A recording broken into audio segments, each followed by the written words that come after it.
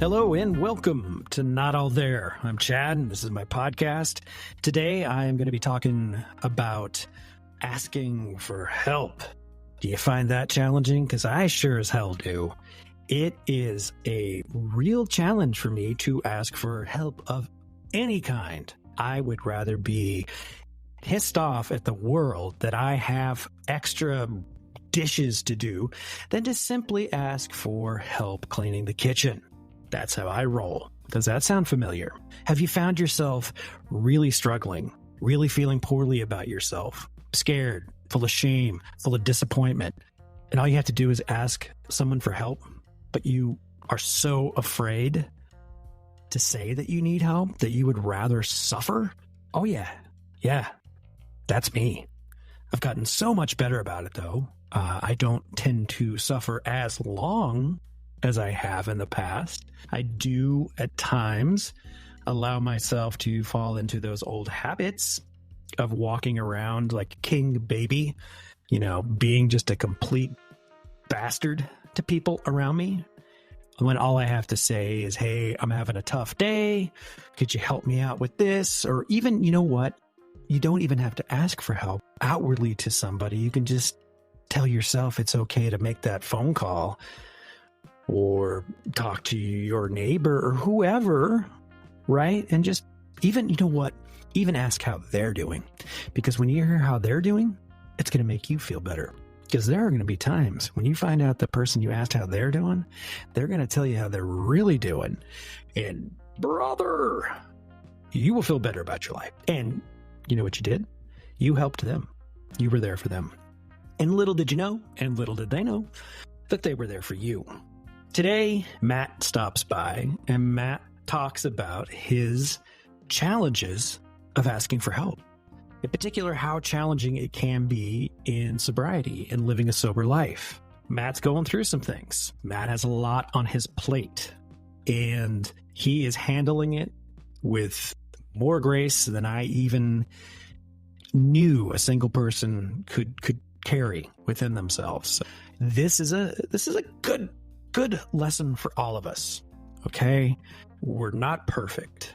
We are all just a little bit messy, some more than others, and that's fine. We're all a mess, just, it's on a scale. I'm not as messy as I used to be, and whoa, brother, was I a mess. Before we get to Matt, a little housekeeping here. If you like what I'm doing, please do rate me on Spotify.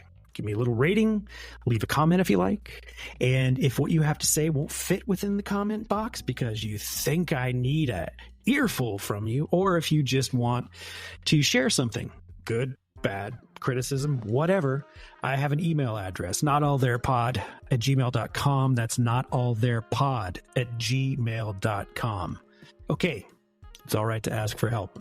Matt's going to tell you all about it. I'm here with my friend Matt today, and we are going to talk about a pretty important topic when it comes to recovery, or just about really anything in life, but especially for recovery and addiction, and that is asking for help. And asking for help sounds like such a simple thing. Like, well, why didn't you just ask for help? A lot of it is that we don't know how to ask for help. And again, that sounds like a simple thing, but it's true. For whatever reason, we don't happen to, I guess, possess the experience or the knowledge of how to ask for help. There's a lot of fear and a lot of shame that goes with it too, especially, to be, I guess, at least in the environment that I grew up in. And this is no knock against that environment, but, we just toughed it out. Pick yourself up by your bootstraps. That sucked. Don't talk about it and just fucking figure it out. And that led to a lot of struggles in my life, really with my drinking. I knew there was a problem. I didn't know what to do. I didn't want to ask for help because to me, that was a sign of failure. I'll just have to figure this out on myself. And you know what? If I can't ask for help because that'll be seen as a failure, I'm just going to continue to drink and get fucked up because you know what? That's just my place in life. Then I didn't necessarily ask for help. But, I guess I did in a way. I reached out. The bottom fell out. And I did reach out and I started to take steps to get the help that I needed. And that involved more questions, not more questions, but more asking for help. And through time, I was able to meet up with these group of guys. And it's this, I don't know, a bond that is very strong. And Matt is a big part of that. And when I asked Matt if he wanted to come in and do an episode with me like this, I asked him what is his biggest challenge about, recovery and sober life. And he said asking for help. So Matt, thanks for coming. Happy to be here, buddy. So what is it? What is it about asking for help that is so hard? Well, I figured I'd go into the kind of present day because when you pinged me that day, I was going through it. Okay. So I figured I'd give you a little background on kind of where my mind was at that day. You kind of asked me, and then maybe kind of go into the genesis of like why for me, and I think maybe others that I've been around in, our room, the attic and other rooms, why it's so difficult for everybody else, right? So give you a little background. My wife's been going through a pancreatic cancer treatment for the past, looking at my watch, about 2 years. Yeah, so she had, which was a tumor that was attached to the tail end of the pancreas, and it was an 18 centimeter. Jesus. So 7 inches, yeah, big fucking tumor. She had it removed April of 2022, so like 2 years. Talking to the surgeon, everything looked good. Margins looked good. We thought we were in the clear. Doctors were like, we'll see you in 6 months for a scan, just to make sure, nothing spread, everything looks good. And she's like, no, I'll see you in 3. So a little back and forth between her and the doctors. And I'm saying all this because she is the example of someone who is their own best advocate. Yeah. She has literally no problem A, asking for help, and then B, knowing exactly what she wants and then how to get it. Right. So that's kind of why I'm giving you a little background on her. 3 months go by, we go back in, we get a scan. Sure enough, 12 to 15 spots have now metastasized to the liver. So she's got pancreatic cancer, but it's sitting in the liver. And so, for the past 2 years, it's been 12 to 14 rounds of chemo. She's had 2 stem cell transplants. Jesus. Just battling the shit out of this, what I call a faceless foe for her, with a determination I have never seen in anybody. Yeah. I mean, I could sit here for 3 hours and talk about how fantastic she is in terms of dealing with all this. And a couple of weeks ago, her oncologist was like, listen, we see maybe 2 to 3 spots. And it was looking real good. All the blood markers look great. Her numbers look great. She's feeling great. Everything was like rolling in a very positive direction. So he made a decision, let's wait and see.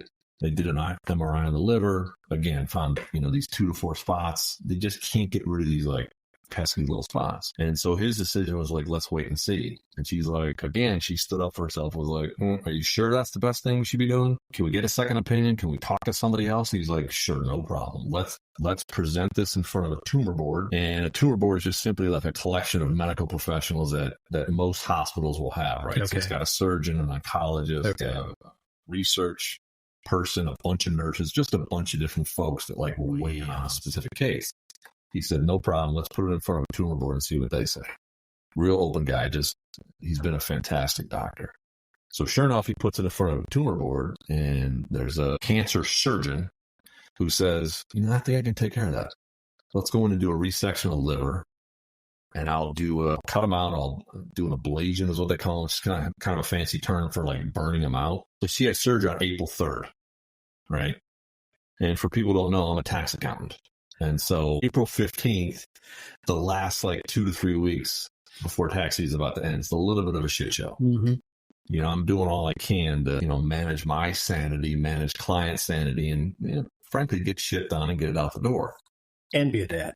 Yeah, and be a dad and be a husband and do all that sort of stuff. So April 3rd rolls around, and again, this was something that's out of my control. I'm not going to be the guy who steps in front of everyone and says, well, wait a minute, time out. Here's King Baby who needs to get through tax season, and, can we do the surgery post April 15th? So that was never even a consideration. I would love to sit here and tell you that was not even a thought, but I'm an alcoholic. Yeah. And so alcoholics, we tend to think about ourselves. First and foremost. Yeah. So it absolutely was a thought on my mind. Yeah. Which I don't feel great about. I was aware of it, didn't act on it, but still a thought.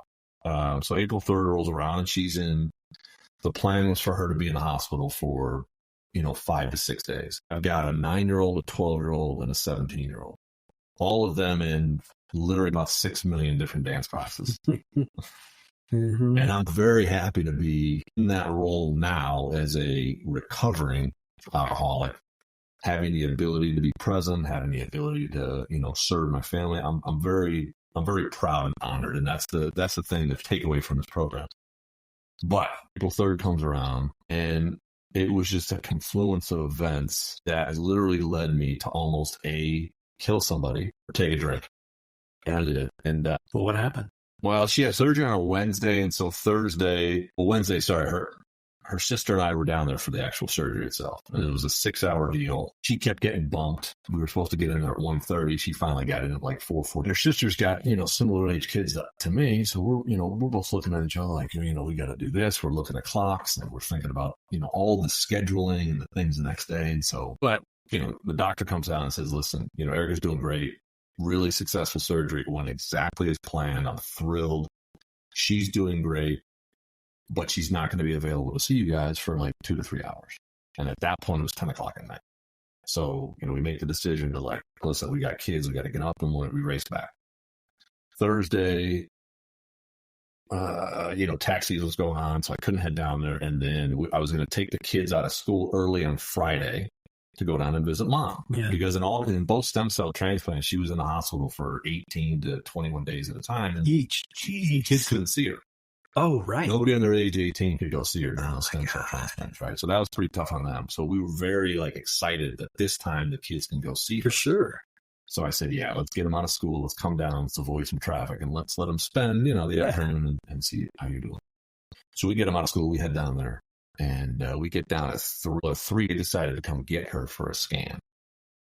No big deal. So we're sitting there. Her high school friend shows up. Her cousin with her 2 kids was showing up from Phoenix, Arizona. So I'm playing, phone tag and text tag with the cousin, trying to coordinate all this. Meanwhile, all 3 of the kids are like, "Hey, where's mom? You told us that she was going to be here when we showed up." Well, And you've got everything under control. I've got everything ordered up. Yeah, right.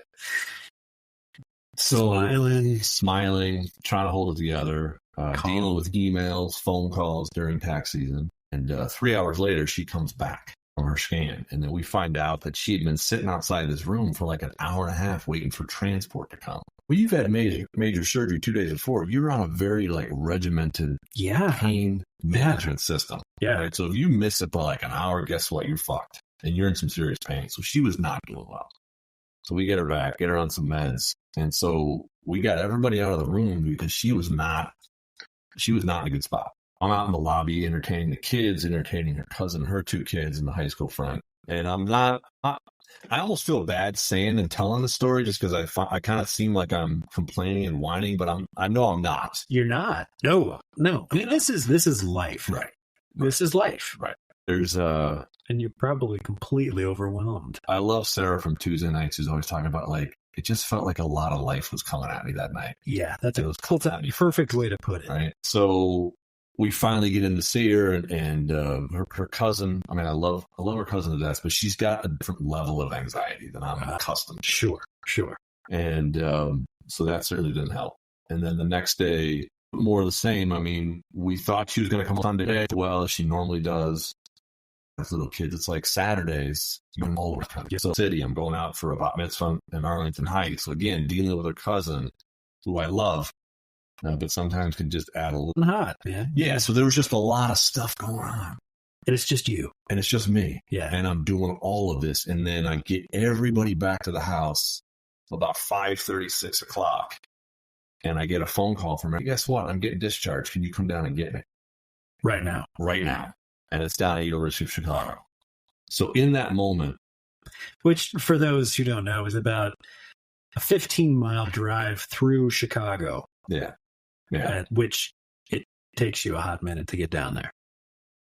And so that whole day, I literally didn't explode at any of the kids, but I also was not. Probably weren't real happy. I wasn't communicative at all. Yeah. I literally just shut down. That's the best I could do. Right. That's the best I can manage with what was going on and the kids and all that kind of stuff. I'm not I'm not proud of it. I'm also not beating myself up for it. Sure. I mean, self-awareness, just a little, for me in my recovery, the self-awareness that I'm developing is like, it's a huge victory for me. Like, yeah, I could feel shitty about how I acted, and I probably could have acted better, but I'm not going to crush myself and just going to hope the next time I find myself in a similar situation that I can do something about it. Yeah, I mean, shit could have gone sideways real fast. Yeah. And it has in the past. Yeah. And, Scary Dad has been in some pretty dark. And all you had to do, man, was just ask for help. Well, that's what I'm getting to. And so, and it still kind of was in that dark space in terms of, I've got April 15th coming up. I've got to get this on Sunday. I was thinking about all of these things, right? So we're about the 10th of April at this point? We were, let's see, the 3rd was a Wednesday, so we were on the 5th and the 6th, and that's when it starts to get a little hot and heavy.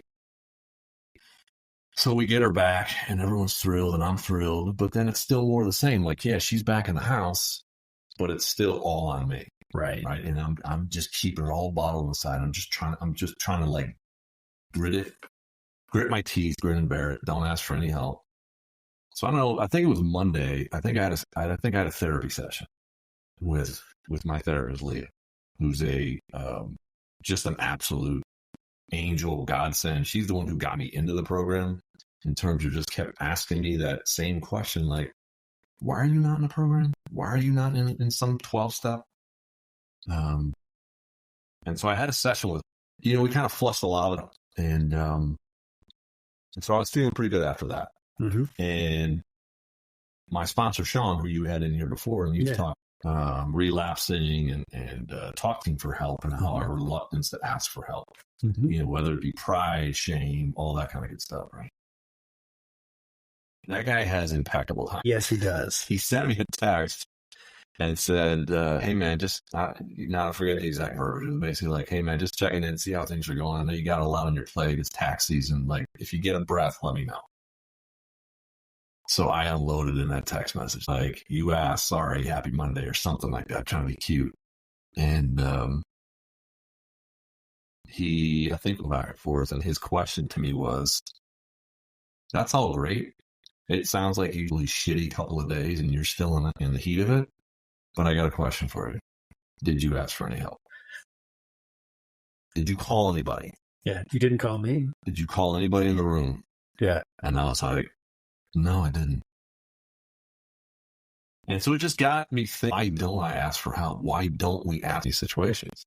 And I think, I can't speak for him, but my interpretation is from Sean's perspective, somebody being like, motherfucker, I'm out of my goddamn mind right now because this, and the other thing. And like, by the way, I got to go now. Thanks. Bye. It's not like, hey, can you, move a couch for me or take my kids? It's just simply like, can you listen to me vent for a second? Listen to me fucking vent for like 15 seconds. Yeah. And as easy as that would have been on that Saturday, because Saturday to me was the worst of those days. It was the day where I just couldn't manage my own emotions. Like the best I could do was I would just shut down. I couldn't even talk. I had an hour and 15-minute ride out to Arlington Heights with my 9-year-old. And like, I don't get too many of those moments where it's just me and her. And you couldn't even... I couldn't even talk to her. I couldn't even have a conversation with her. I couldn't even... The best I could do was just like, yeah, no. Because I was like, if I start talking, if I start communicating with her, gonna unload on her. I'm going to fucking trash her. Yeah. And then it's just going to be, more and repentance and forgiveness and, just kicking the shit out of myself, which I normally do. We're really good at that. And that was the first time in a really long time where I was like, I'm going to fucking drink today. Mm-hmm. I'm really going to drink. Mm-hmm.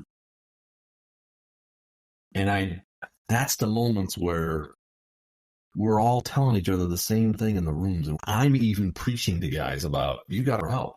Yeah. And I didn't. And I fell flat on my face that day. And I didn't have to. So it's as simple as like picking up the phone, calling anybody.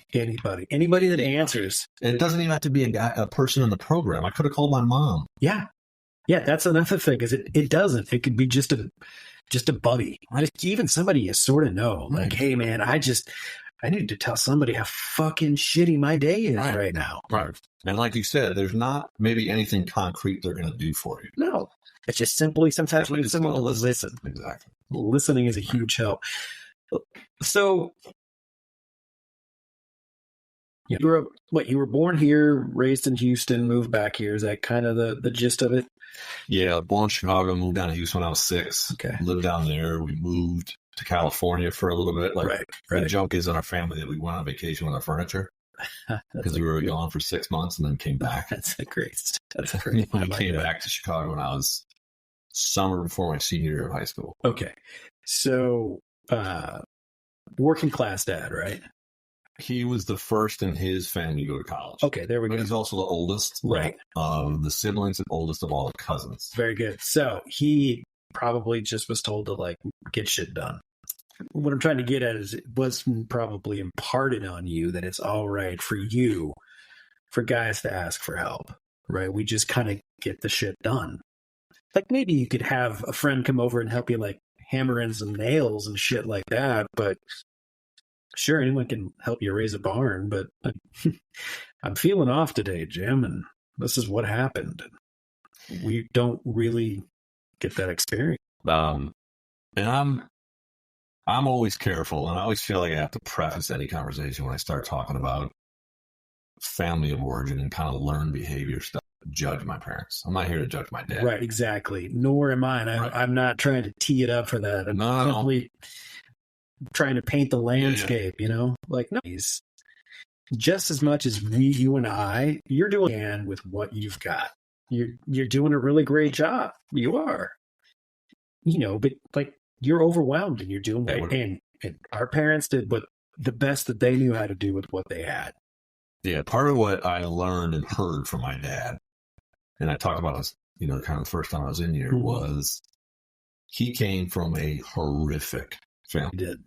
Physical, mental, sexual abuse. He was the oldest of 4 kids. He took the brunt of the abuse. He got the shit kicked out of him almost every day. I told a story last time in here where the grandfather was coming up the stairs and they're locked in the bathroom and my dad's holding the shotgun. And so he came from an environment where he had to grab control. Otherwise, he was not going to survive.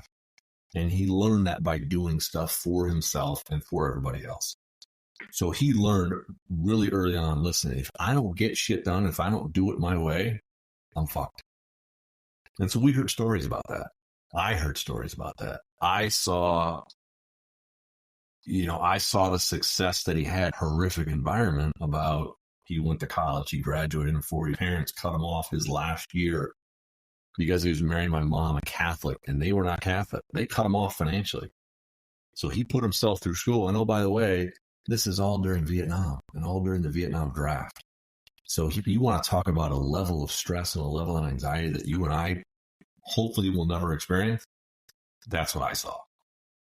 But what that taught me was you don't ask, you fucking pull yourself up by the bootstraps. You grab that stick, you bite down, and you shut the fuck out. Yeah, you grind through it. Mm-hmm. And that's not always been great for him. He's not a drinker. I think I've seen. Is he one of those people that you're like, God damn it, just have a drink, man? Or it's either that or go to Al-Anon or get in a program or go talk to a therapist. Yeah. You got to process through some of that childhood trauma that you experienced. Yeah. You got to talk about it with somebody. Yeah. Otherwise, it's rage. Yeah. And that was a lot of the learned behavior, the family of origin stuff that I had picked up. Were you a rage person? Oh, big time. Yeah. Big time rage. Yeah. And you and I have been through a shit ton of sort of looking at this from in terms of fear-based. It was all shame-based. Right. And it was the only emotion and expression that I knew. But kind of going back to some of the learned behavior stuff in terms of like not asking for the help was, I think for me, like really where it took off was very mediocre after junior, Okay. right? I was in the band, had a great time, had a great group of friends, but was like a B and C student. Right. Okay. So Academically, just like Yeah. floundered. Went to community college, 2 other schools before I finally enlisted and went to the Marines. Okay. So I bounced around. Did you have a degree at that point? No. I had maybe 2+ years. Okay. And it's funny, my younger brother actually graduated college, which was another kind of He's what, like 4 years? He's 4 years younger. Okay, that's funny. Yeah. So I think for me, the not asking for overly self-sufficient and self-reliant really started for me when I was in boot camp. Because I had never had much success academically. I was not an athlete. I was in the band, but I was like a mediocre alto sax player. I was always kind of second chair. Yeah. Behind the scenes. Just getting by. Yeah, just getting by, right? Just, getting by, but not really noticed. Yeah. Not really noticed. Didn't really want to be. And I remember in boot camp, being 24 was maybe a little bit wiser than some of the 18. Let myself a little bit. And what a trip that must have been. Yeah. Topic of conversation another time. But early on in boot, they take you, like the first week, they take you to a graduation ceremony, and they want to get you hyped up. They want to get you pumped up. They want to see the end product. It's 13 weeks of like grinding it out. And my senior drill instructor at the time was from Southside of Chicago. What a fantastic, just badass guy. He's probably 5'10", 5'10" wide, all muscle. Tear your arms off. Yeah, tear your arms off. But almost like a father one. And I don't know if it's because I was a little bit older, one of the older guys in the platoon or what, but he would talk to me differently. Yeah. Anyways, I remember being see this kid. He's in the all dress blues. Okay. Which is the real fancy black top, blue pants, red stripe, white Marine hat, and everyone else is in the service A greens. Okay. One guy, right? And so I asked Staff Sergeant Taylor, I'm like, hey, sir, who's that kid? And he's like, oh, that's the company honorman. And I said, who's the company? He's like, well, that's the top recruit of the. And so in a company, there's 6 platoons, and in each platoon, there's like 60 to 70 guys. Oh, so you can do the math, right? Yeah. There's a couple hundred guys in each company. One guy graduates number 1. And I look and I see his parents sitting in, kind of VIP section with the guys that have a lot of stars on their shoulders and and I said, who's his parents? She's like, yeah, the parents get to sit in the VIP section with the commanding general of the base during graduation. And I remember telling myself, literally in that moment, I'm going to be that guy. I don't care what I have to do. I'm going to be that guy. Because in my mind, I told myself all the parents through and all the shame. I had been through 2 college graduations where one I didn't done, and second, I just failed a class that I didn't know about, so didn't graduate. So I show up twice to a graduation where I don't actually graduate. Whoa. So I said, if I get company honorman, that wipes the slate clean. They'll finally be proud. So there's no more self-reliant, self-situated getting through boot camp. So that was like, that sort of gave me that false sense of, I don't need it. Right. I can do all this myself. Right. And here's why. Here's this accomplishment. Watch me go. Watch me go. Yeah. So that led into, some bit out retiring CP, feeling like I'm this really important guy. Did you make it though? Were you the company man? I was. Yeah. Congratulations. It was that was a pretty good day. Yeah. Looking back on a day like that, though, I shouldn't have needed to do that to wipe the slate clean. No. Because for me, I've talked about this in the room before. That's the difference in restoration. Mm-hmm. Redemption is very personal. It's very selfish. Mm-hmm. You're trying to clean up your image in the eyes of everybody else. You can get back up on that pedestal. Right. Restoration is more about repairing that relationship that you've damaged along the way. And so, I'm kind of getting off track here, but that led to business successes outside of the Marine Corps. Right. All these accomplishments that I could look back on and say, I did that in my mind, but there was nobody else there helping me out. got an unbelievably supportive wife. Uh-huh. I've got unbelievably supportive kids People are treating all like shit.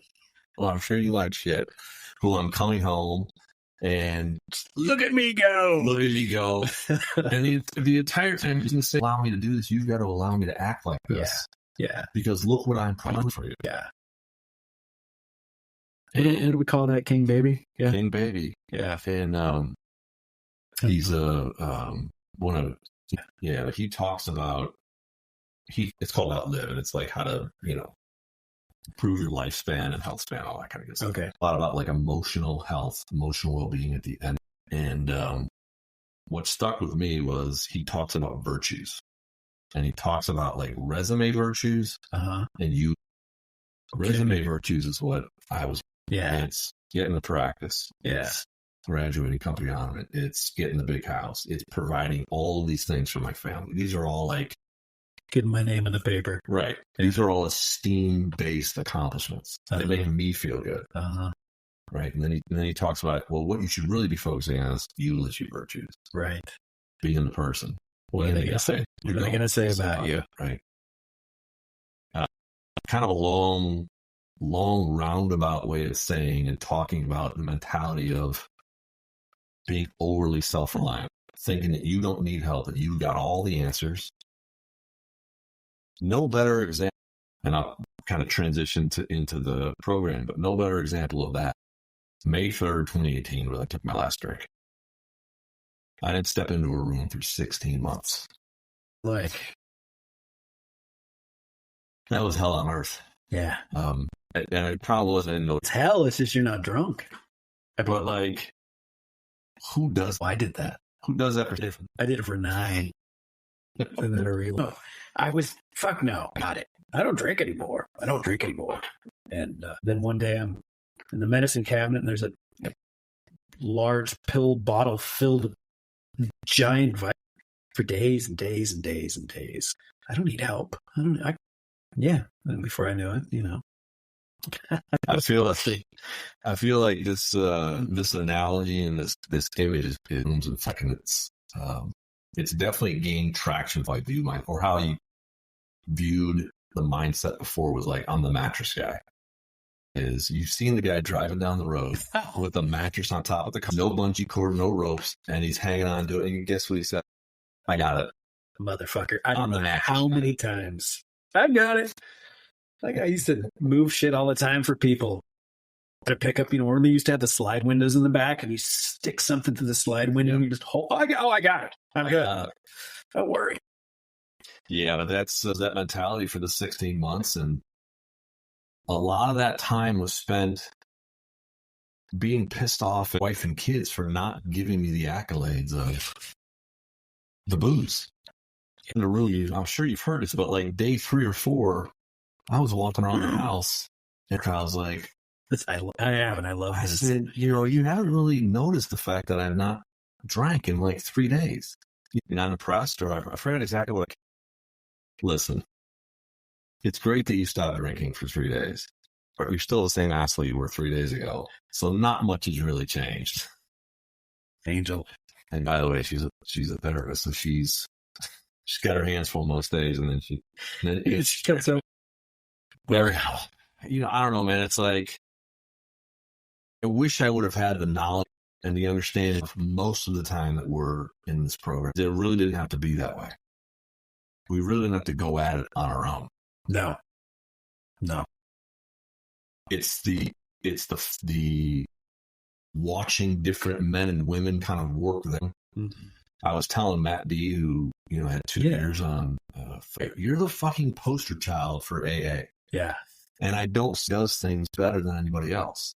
But he works his perfect program. Yeah. He knows exactly what his program is. Yes, he's a self-advocate. He asks for help.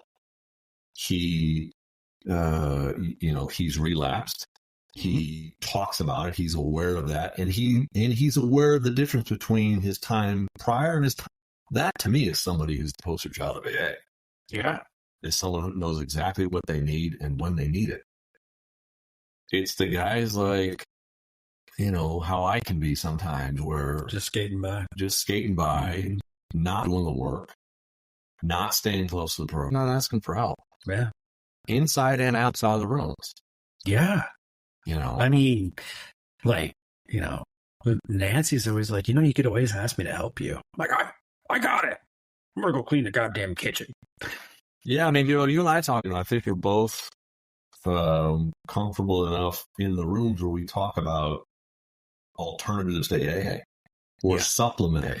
Well, there is health. There was a Houston old-time AA speaker guy, made the rounds on the early tapes and whatnot. And he passed away, I don't know, 10, 15 years ago. Anyway, he was a Texan. Anyway, it doesn't matter. But he always preached like AA got him sober, right? He's like, compared to what is out there for the rest of what you have, it's a starting point. It gets you to quit drinking. It gets you to give you a basic starting point to get through your day, to get through your life. But this, you know, I didn't understand what was meant by this when it was always said, and it's the drinking, the alcohol is just a symptom of the greater problem. Yeah. Much to what Erica said is like, you took the asshole. Well, what's making you the asshole, right? There's something else there. And that's a big part. I mean, you know, like you just said, it's a huge part of our recovery and our sober daily life is like, yeah, okay, I have to kind of step program to help me just get from getting up in the morning to getting back to bed in the morning without like fucking everything up. Right. But to fill in the rest of the holes and to like, you know, I talked about I volunteer for all kinds of shit for my kids, but to be able to be present to do that kind of stuff, like it takes something greater than just being able to get through the day. Yeah. But, you know, to kind of go back to the main point of what we're talking about here is that I couldn't have figured the rest of that out if I didn't ask for the help, if I didn't pick up the phone call and say, I need help. I need a therapist. Do you know anybody? Calling that therapist, right? And that the help that I struggle with, like the big picture help I can get, but it's that small, like I am looking for like a basic need that I have to have, or I'm just going to lose my shit. And for me, like thinking about this now is that, you know, advocate is I don't deserve that. One of the ways that I look at it is that if you're asking for help, they're on you. Right. That's not understanding that, listen, you can't literally do everything for yourself or everything. Yeah. And, you know, there are tools out there, either within the program, outside of you just need to ask for it. And you need to be aware of the fact that when you get in moments like that, when I get in Saturdays like that, and I feel like I cannot talk to a 9-year-old and have a conversation with her, that at that moment, I should have been a little bit more self-aware, a little bit smarter to say, hey, man, let's take a little time out here. Yeah. And we want some ice cream. I need some ice cream. My therapist is, like I said, she's a godsend, and she's finally the one who kind of got me to understand. It's like, you need some help with this. Yeah. At the time, and she's a CADC, but you know, even talking to her enough to help me kind of maintain sobriety. One for us. Right. Here I am. Right. I'm showing up into these rooms. I'm talking to the therapist. Like, that's got to be enough. I'm sharing more than I ever have before. Like, what's the big fucking deal? Like, I mean, look at me go. Man, I know. It's one of those things where I have a hard time kind of looking back on, you know, that moment, especially like when I'm reminded of, you know, Matt D going 2 years, or a couple of weeks ago, we had Joe kind of celebrating a big one, 9 months. And, you know, Fabio's, you know, coming in. I think he's coming up on a year. Yeah. And so it's almost like a good and bad memory for me. I think back on, man, in a year, I could have been so much happier like these guys. And yet, what was I trying to grind it out by myself? To that, though, and I can relate. I understand that. You needed to do it. I did. I know. That was part of my journey. Yeah. You needed to understand that about yourself. Like, I got it pretty good. But I can have it try and do all this shit on my own. Yeah, that's where I know. That's where I'm getting to the self-loathing and the self-critique. And, like you say all the time, you got to give yourself like a little bit of grace, a little bit of space to operate. That was part of the history, part of the journey. And, it's such an opportunity for us in this forum, in the rooms. And I said this when he passes, like the best thing I think we continue to make sure that guys know that it is okay to ask for help. No matter what you think it is. Right. There's not any, somebody told me early on in my sobriety, because you come in, you're vulnerable, you're raw, right? And, we got like sober through AA and 12-step to it. I think there's a self-forgive. And 12-step, usually it's what we call the 4th step, where you write out like, and that's a tough one to face, right? Not only do you write it out, but then after you write it out with somebody, you got to say it out loud to somebody that you, at that point, you probably really don't know. And I remember thinking, like, I don't know if I could fucking do that, man. I mean, there's some shit in here that I don't know.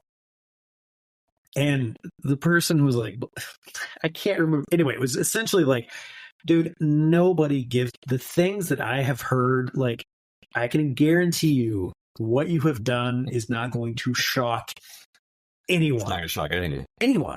Right.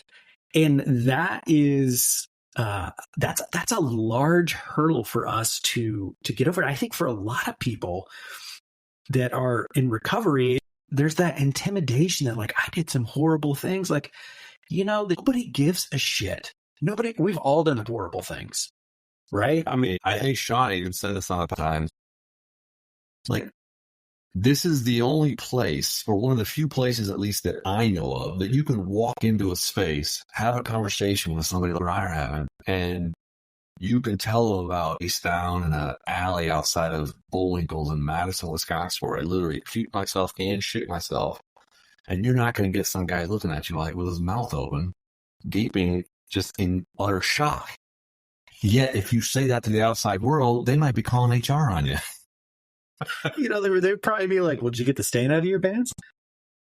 And that's hard. That's hard to get across to people in terms of the value of that fellowship.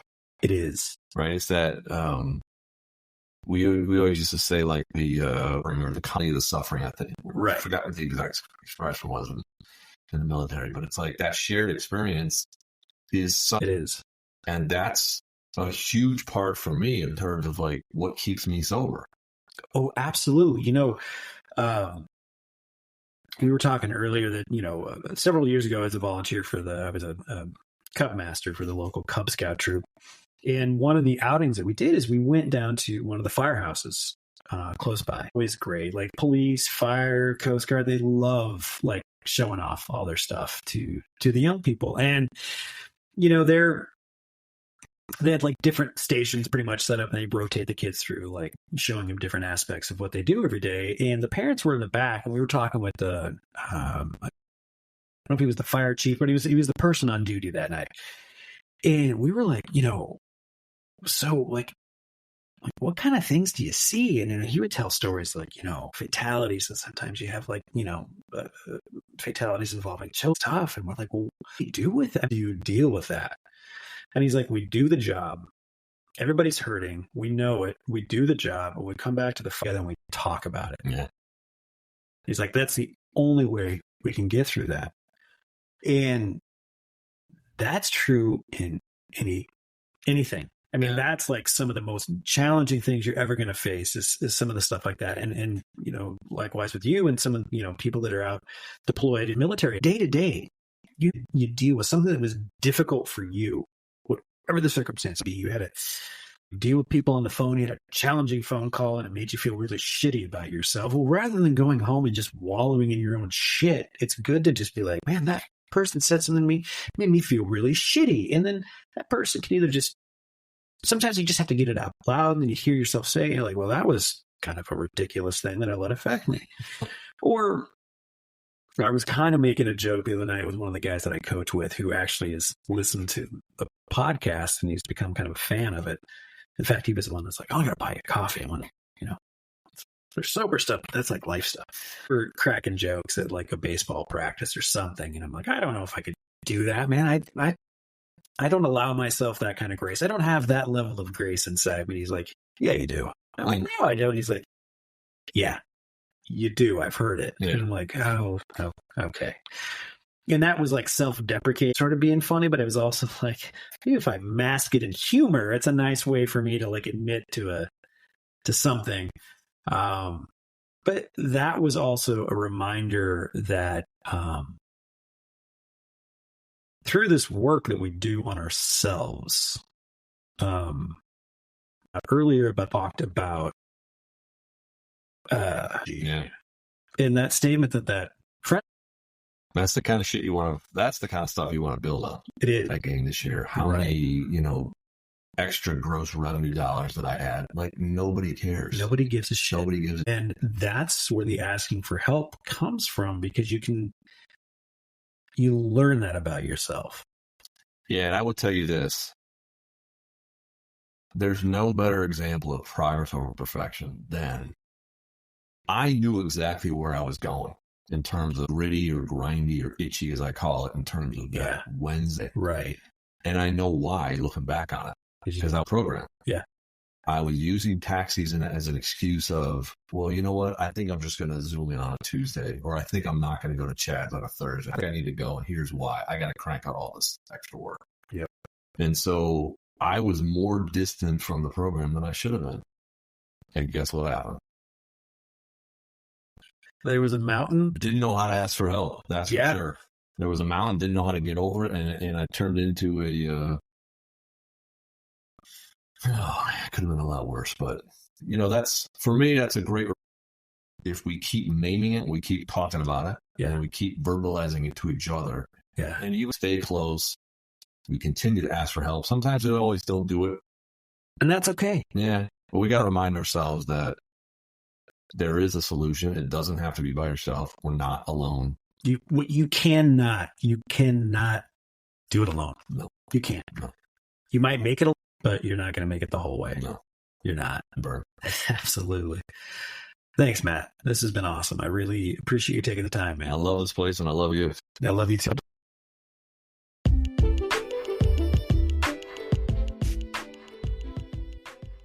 And there you have it.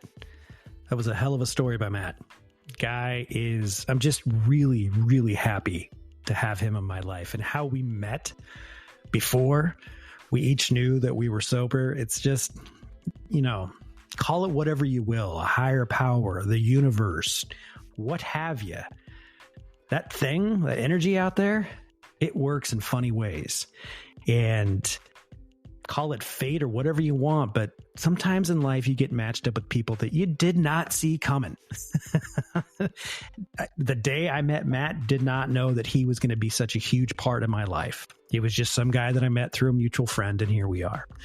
All right. If you have anything that you'd like to share with me, please do anything at all. Even if you just want to say hi. I have an email address, notalltherepod@gmail.com, notalltherepod@gmail.com. If you have anyone out there in your life that you feel is suffering, you feel that they might need some help, or they're scared, they don't know what to do, they might be struggling with addiction, send them this way. Okay. It's a brother, it's a husband, it's a coworker, a cousin, whoever.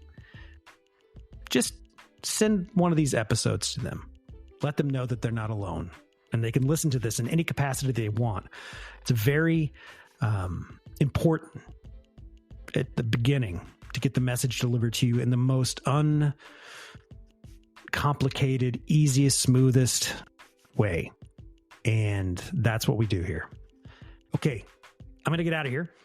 You take care of yourselves. You be kind and loving to others. Be kind and loving to yourself. Give yourself that big hug, because darn it, you deserve it. We'll see you next time. Take care.